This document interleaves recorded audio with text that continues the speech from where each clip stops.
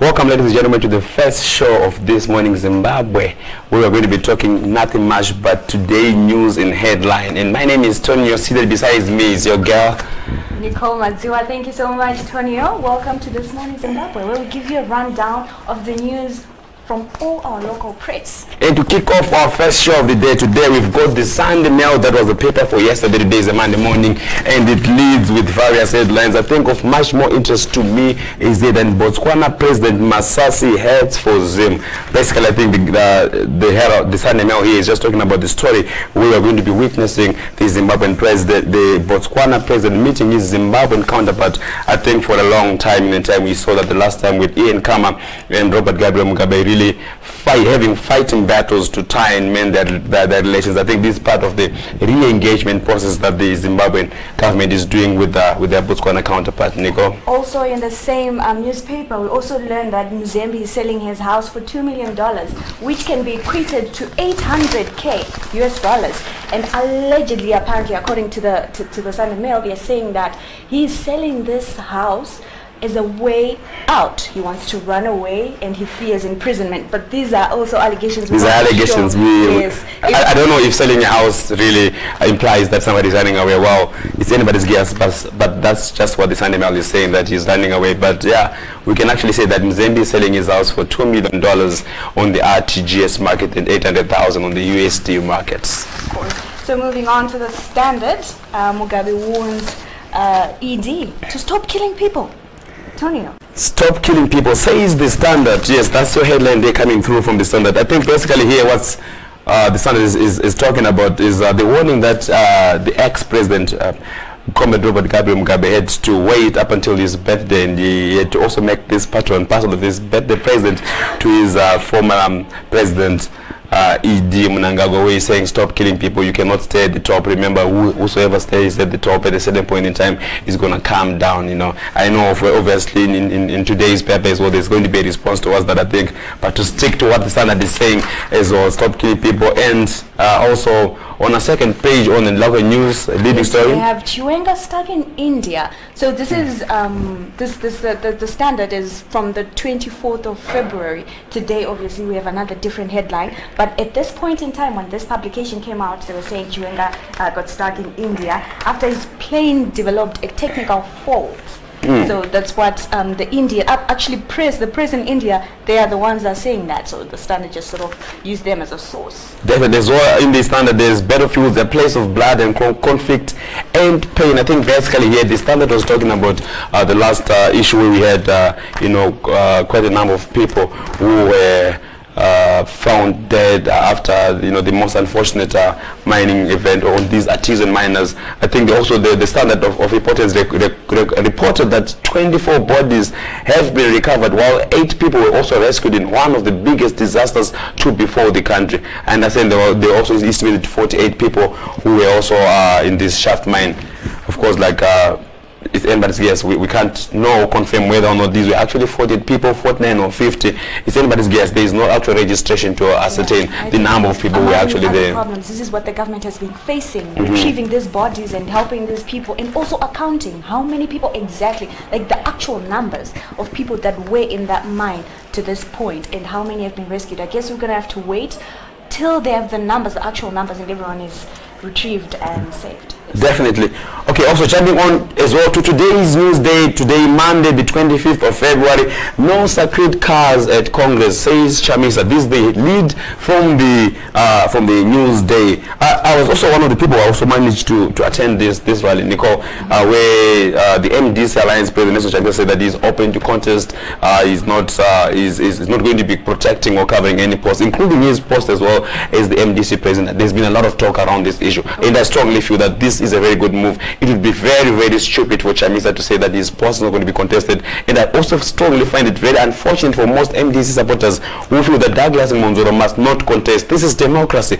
If we're going to be seeing a democratic landscape in the MDC, which is purportedly supposed to be leading democracy, then there should not be any post that shouldn't be contested. We're going to be reversing and seeing the same issue that happened during the Mugabe era, where some people never got their post contested. So I strongly feel that this is a very, very good development as far as the MDC is concerned? Of course, I believe also that there have been a lot of dialogue, emanating from MDC, the MDC leadership, that Monzora is trying to, chuck out Chamisa.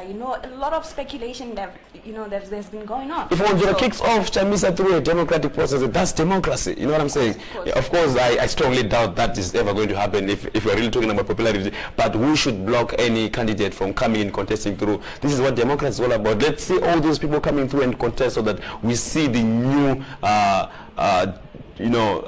dispensation for the MDC, because as far as we are concerned, Chamisa is not he's just an interim president. He was not the fully elected president. He's just holding on through Tsvangirai's term. So yeah, this has to happen. I strongly feel that it's very necessary. On more news, Mnangagwa laughs off Mugabe rant. I think earlier on, according to the Standard, we read when Mnangagwa, or should I say Mugabe, was saying that Mnangagwa should stop killing people.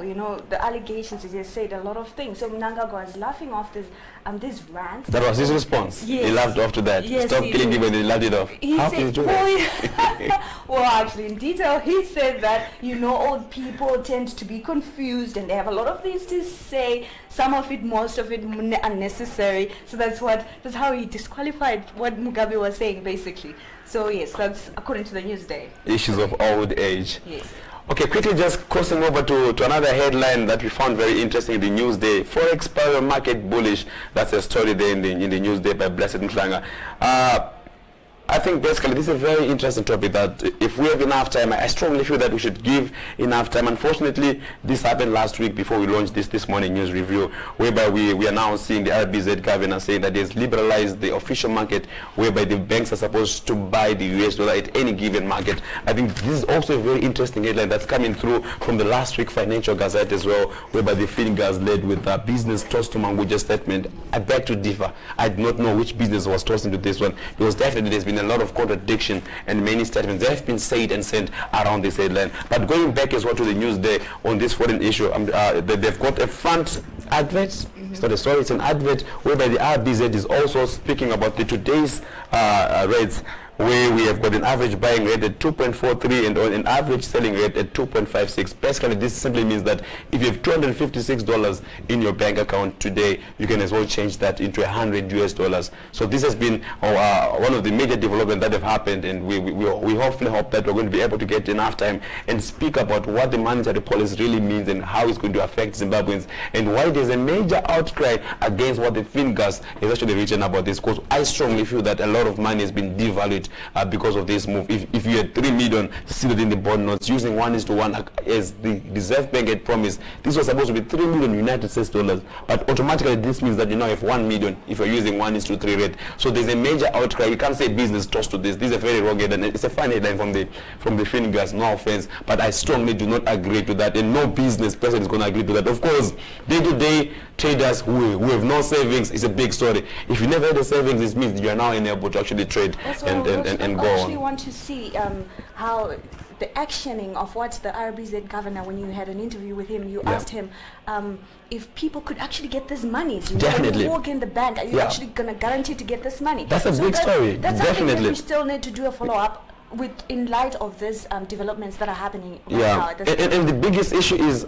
who is going to be backing this currency? I asked the RBZ governor this question. We did not get a clear answer on this. Who is going to be backing this move? It's a very good move. If I'm going to be able to trade and exchange my RTGS to a certain US dollar, does the bank have that money at any given point in time where they need to make such a transaction? So I think for me that's very, very fundamental. Number two, for how long are we going to be having this? Is it going to be sustainable, or it's one of those moves that the government had to make to cure speculation and all that? I strongly believe that it could be also a measure to then dispose of the RTGS balance, because we all know that it was now going haywire with lots of RTGS balance and the bond notes in circulation. How best you then relieve of them? You can easily buy them off, but the government never had the capacity as well to buy off the 11 billion in circulation at 1:1, because where does it get the 1 billion? But then if you give them a 1:3, I think that's a favorable rate. Now you're just cutting it to a third. So basically the government now need about 3 point something billion to buy off the 11 billion in the circulation. That's what I suppose. That's what I probably think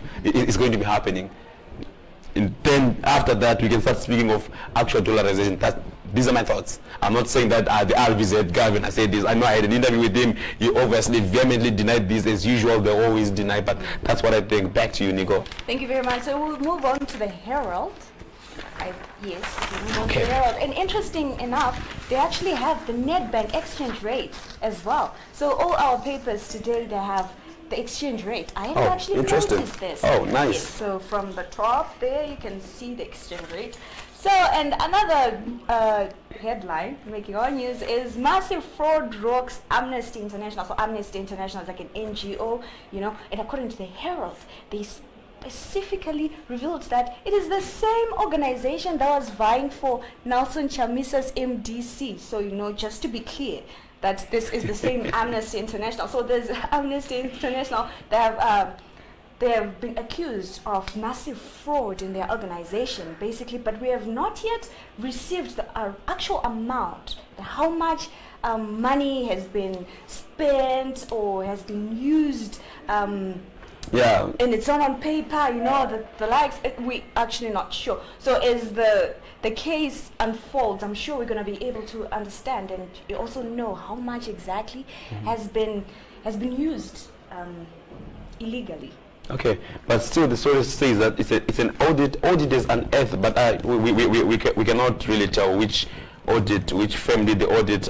They did not make any mention of the firm which was doing the audit, so we can still safely say that it is alleged. And also, let me just get you back quickly on the rates. I just noticed something of very interest. The rates from last Friday, they're still the same rates today. So it looks like the bond note or the RTGS bond note has been stable for the past 3 days, and up until now we can safely say the bond note is the strongest currency in Africa, trading at 1:2.43.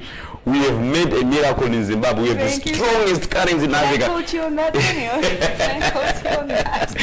So are the Reds saying this is the strongest currency in Africa? Let's move on, Nico. Okay, so on the Botswana issue, we also read it on a previous paper where they're saying the Botswana president is engaging the Zimbabwean counterpart, yeah, definitely, yeah. First time, yeah. Yes, we have noticed. Since Ian Khama, Robert Mugabe, they never had any, you know, good relations between them. So that's the same story, basically. Lots of drama going on there. Okay, flipping on to the second page of the Herald today, says Chamisa makes bizarre power sharing demand. Bizarre power sharing demand. Okay, let me just give you an insight into this one. I was one of the guys also, like I've said, I attended this rally where Chamisa said, in his words, Chamisa said that we need to get into a certain agreement and arrangement with the government whereby we get through a power sharing deal that will lead into a transitional process that will make sure that the next elections are going to be free and fair. And in his own words, Chamisa says it doesn't, you rather recommended that it better get at least 2 years now, and then Mnangagwa gets 2 years, and then they finish off the term through a power sharing deal that will then lead into a transitional process which will lead into a credible, free and fair election. That's the bizarre arrangement that the Herald is talking about. Yeah. The bizarreness in here comes, you know, when I win, Tonio, and you tell me that we should share. You are bizarre. You are bizarre. You're a bizarre individual. Please don't be bizarre. Okay, and also just speaking back into the same headline, I think of major interest and this stalemate that we're going to be seeing is Chamisa is calling in for what we all know that the ZANU-PF will always say no to. These are talks that have just started, if it all have started, but if I take it back to the last ZANU-PF Congress, we heard the president saying there are going to be no talks about anything.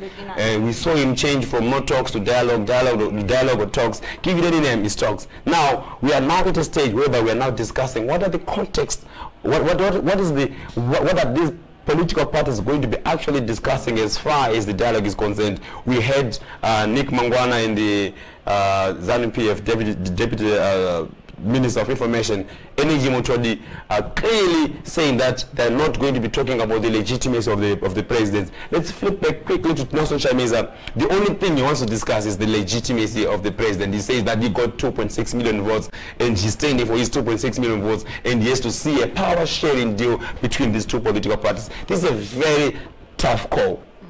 The talks are going to be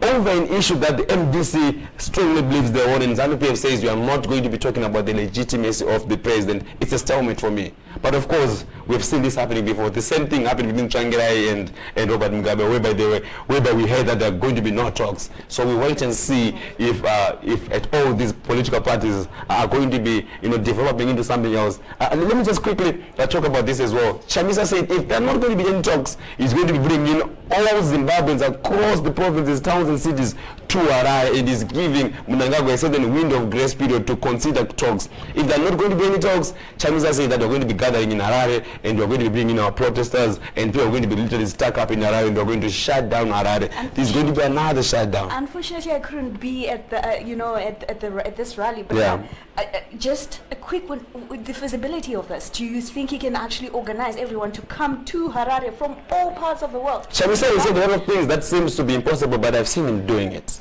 I strongly feel that if I was ZANU-PF, take this word out from him, more or less of a promise than a threat, because we have seen the MDC people really do almost about anything. So if there's not going to be talk, I strongly think that Chamisa is going to bring people into Harare to shut down Harare. I believe so. I believe so. Okay, thank you so much, Tonia. So from me, Nicole Madziwa, that was the news today, and yes, it's a wrap, and thank you so much for taking your time to join us. This is our first ever episode of This Morning Zimbabwe, where we're talking nothing but the headlines across all the newspapers in Zimbabwe. Hope to catch you soon. We're going to be doing this each and every single day. For me, my name is Tonyo, and this morning, and good morning.